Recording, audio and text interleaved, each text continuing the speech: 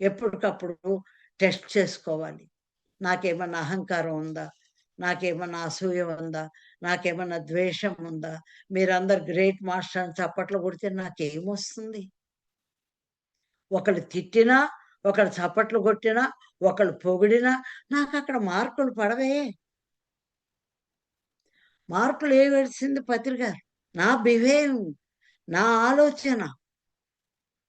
నా మనసుకు మురికి పట్టిందా? నా ఆలోచనకు మురికి పట్టిందా? నా భావానికి మురికి పట్టిందా?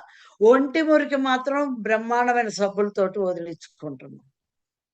ఈ మురికిని ఎలా వదిలించుకోవాలి? దయచేసి మొట్టమొదట మన గురించి మనం ఆలోచిద్దాం. మనం పుట్టిందే అందుకు. మన గురించి మనం ధ్యానం చేసుకోవటానికి, మన గురించి మనం ఆలోచించటానికి కాపురాలు వదులుకోక్కర్లేదు. మనం దేశాలు తిరగక్కర్లేదు. ఎవరింట్లో ఉండి వాళ్ళు సాధించుకునేది. తిరగవలసిన వాళ్ళు పుడతారు. వాళ్ళ డ్యూటీ అది. వాళ్ళు తిరుగుతారు. అందరూ తిరగక్కర్ల. దేశం అంతా తిరగటానికి బయలుదేరితే ఎక్కడికెళ్తాం? ఎక్కడ ఉంటాం? కాబట్టి మనం ఉన్న దగ్గరే మన ఇంటినే మనం దేవాలయం చేసుకోవాలి. అలాగే మన ఒంటినే మనం దేవాలయం చేసుకోవాలి.